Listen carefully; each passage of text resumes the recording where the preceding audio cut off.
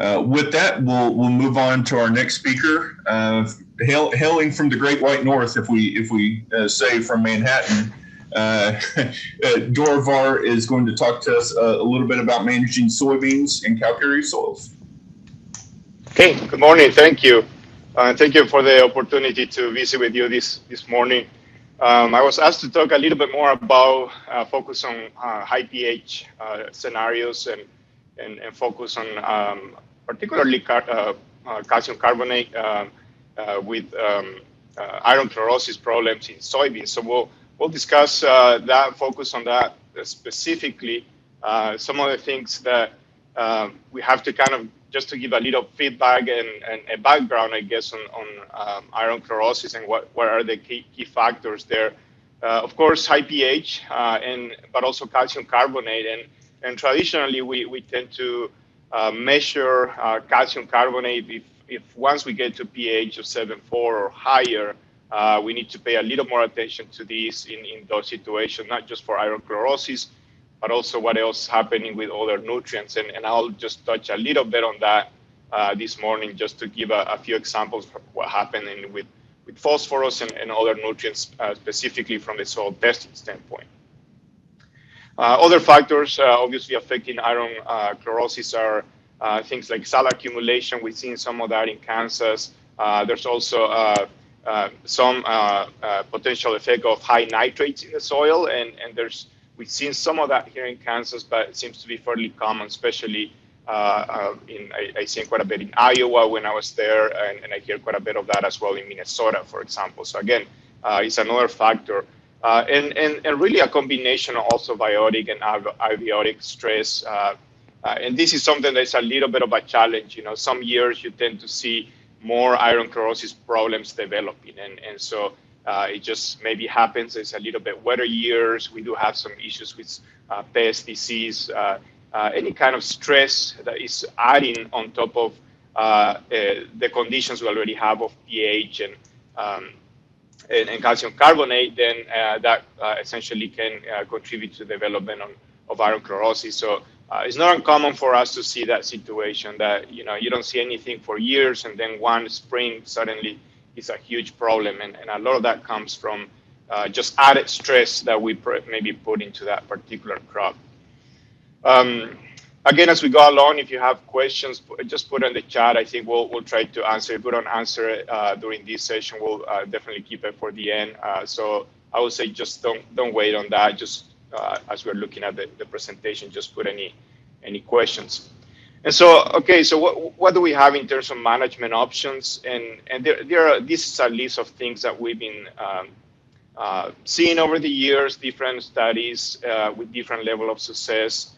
Here in Kansas, we've done quite a bit of work on banding sulfur, actually, in basically near the seed area to lower pH. In very limited success in that situation. We do have some work in corn, in particular for that particular approach, irrigated corn in western Kansas. There have also been some attempts to do inorganic iron fertilizer, and again, very limited success there in those high pH situations, again, as we do have any inorganic fertilizer application pretty much is immobilized immediately, and it's not available to the plant. And there's also some attempt actually to lower soil pH, a lot of these with elemental sulfur, and actually it's not uncommon. I will get calls about this idea from farmers. If you think about it, you know, yes, we do need multiple, you know, several hundred pounds of elemental sulfur likely to lower soil pH. Is something that we've done in gardens, and homeowners do that kind of things regularly. But I do get calls from farmers who are interested in doing something like this. And I typically say, you know, it's not economical. But now if you put in soybean under irrigation, suddenly some of the numbers may look a little bit better. And that's usually the comment I get from farmers. Unfortunately, the problem, and this I know of many agronomists and farmers that try this, you may actually see a drop in pH in the short term, but you always kind of come back, and so it's not a long-term fix. And to me, that's really one of the main challenges. And of course, again, if you're thinking about those soils, will have some level of calcium carbonate, and it's just a matter of time until that calcium carbonate basically react with the elemental sulfur and basically bring that pH back high. And so again, it's not a long-term fix. Foliar applications, and when we just hear a presentation on this, which again, a lot of work on foliar applications of iron in soybeans and other crops, also very limited success, similar result to what we see there. And I'll share some data on that as well. But it's definitely one thing that has been tried extensively for soybeans. And a few things that probably more success over the years. Genotype selection, still one of the key ones. We do tend to see some differences in terms of varieties, and that's one of the key tools we have. We've seen also more success with in-furrow applications of chelated fertilizers, and I'll share more data on this. Most of our work focused on this in recent years, and so I'll share some of that information with you. And so this is pH in Kansas, and just to give you an idea, this is from our soil submitted to our labs and and just to give you an idea, Western Kansas, it's not uncommon that we'll see pH of 7.5, 8 or higher.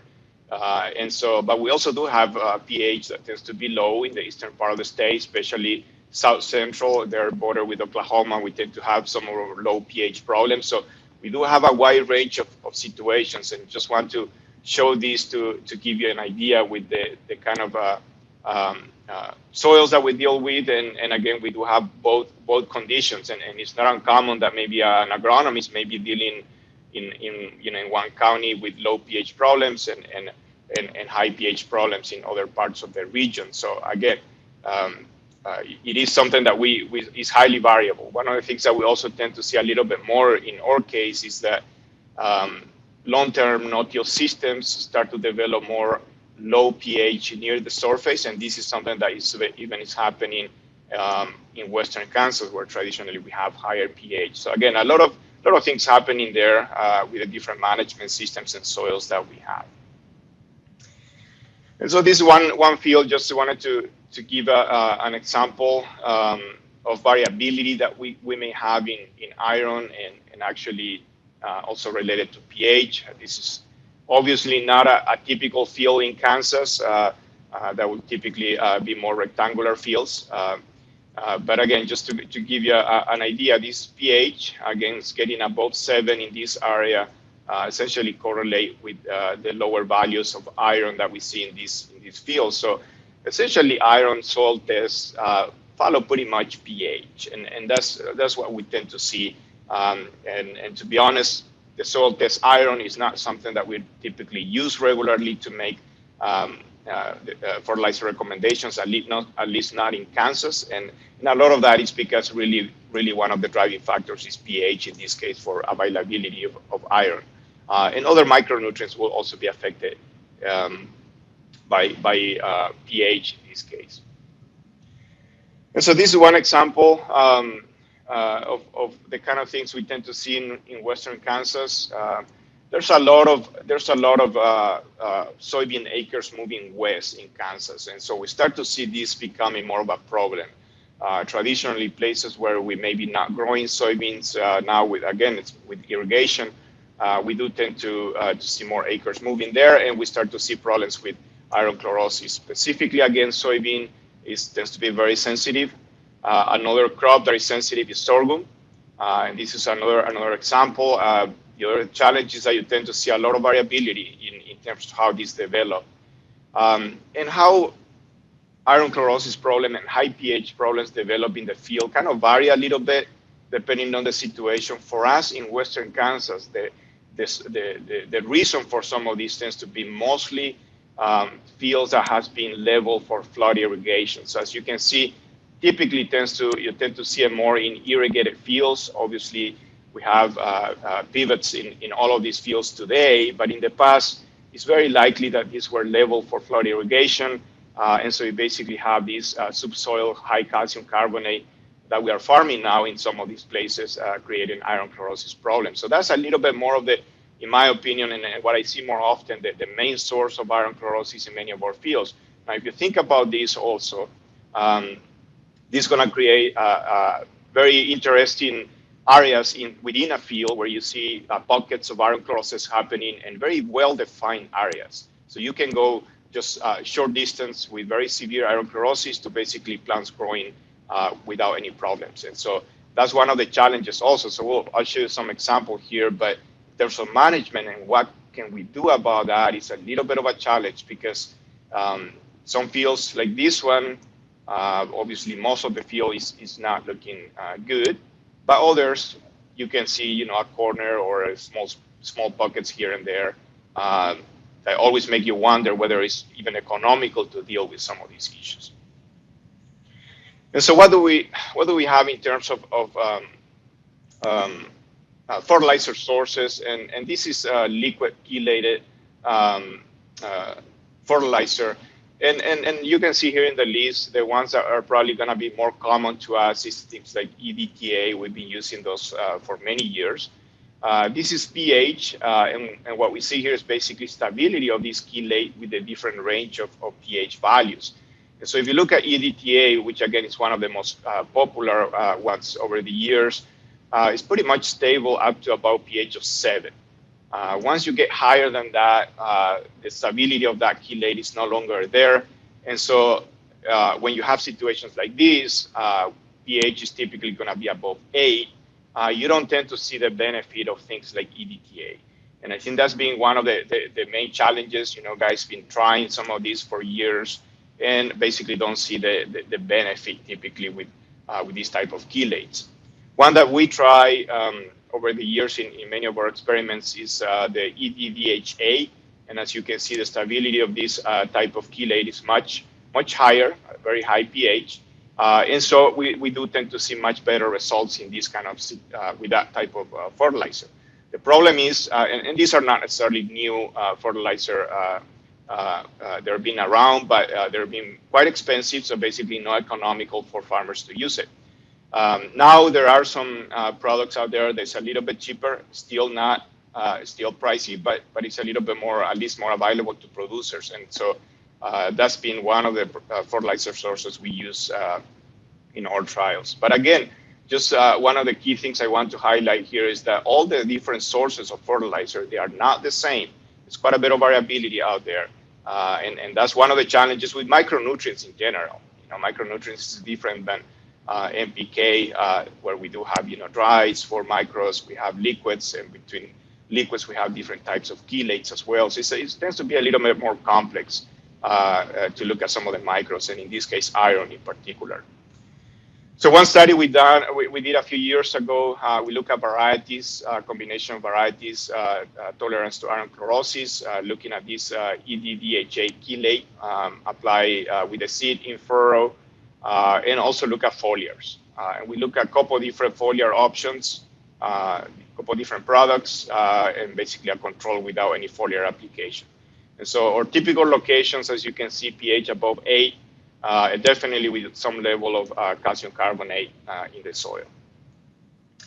And so with those applications, this is an example of what we see. A lot of those fields, again, many cases will basically start germinate, grow a little bit, and basically die after some time. So it's really no chance that some of the soybean will do anything in those severe iron chlorosis problems. But again, we do tend to see much better results with, again, this particular EDDHA chelate in our studies.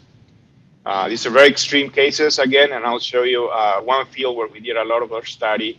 It's not uncommon to see these. Again, will germinate. This irrigated field, of course, and basically is corn after corn for many years because growing soybean is definitely a challenge. And corn tends to be much more tolerant. But again, it will germinate and essentially die after some time. With the application of the EDDHA chelate, we are able to grow some soybeans and actually get some level of yield. Again, it's not huge yields, but again, just getting some yields is already an accomplishment in these soils. In terms of Some data, and this is looking at spot meter, basically tell you how green the leaves are. Okay, so over the years, chlorosis basically is not uncommon to measure as a visual rating, and that's kind of been the main way to do it. But try to be a little bit more objective. Basically, we use this spot meter, chlorophyll meter reading that's basically measure the color of the plant, of the leaves, and so we use that. This is with and without the iron fertilizer, obviously much greener, and again, no need to, you don't need a chlorophyll meter to really see that, but again, it's very clear in this data. What about variety? We do tend to see much greener, of course, with tolerant variety also. In some very extreme cases, of course, even tolerant varieties are really struggling in this kind of soil. So definitely a challenge there, even with the right varieties, and that's one thing that we need to keep in mind as well. What about foliar application? And basically nothing here. And again, this is similar to what we saw pretty much earlier. And I have to say, again, that the pictures I show you are the more extreme sites, but we did have a range of locations where some of them were actually growing.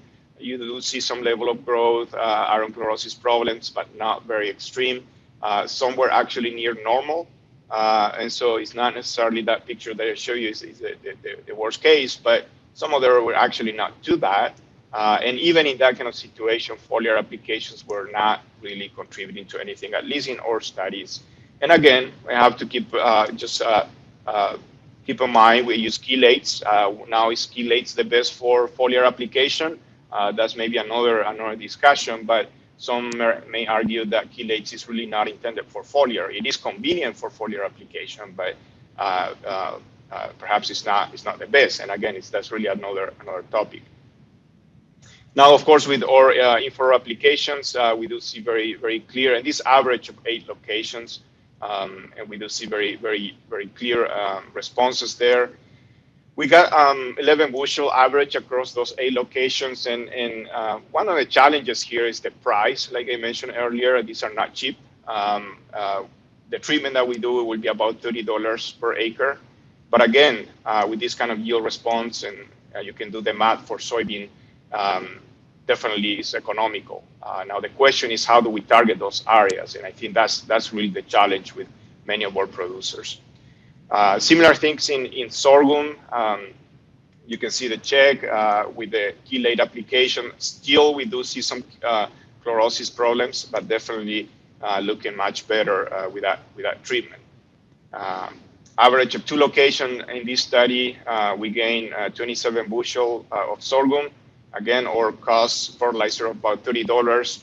And with the price of sorghum this year, you can also do the math. It looks pretty attractive. Overall, still pretty low yields. Again, there's very severe cases, but again, just that gain in yields looks pretty good in this case. This one location that where we did a lot of our studies, and just to kind of to see the picture, you can see here some of the areas that has been a little bit more problematic, very little residue accumulation in general, and so very consistent areas where we do have some of these iron chlorosis problems.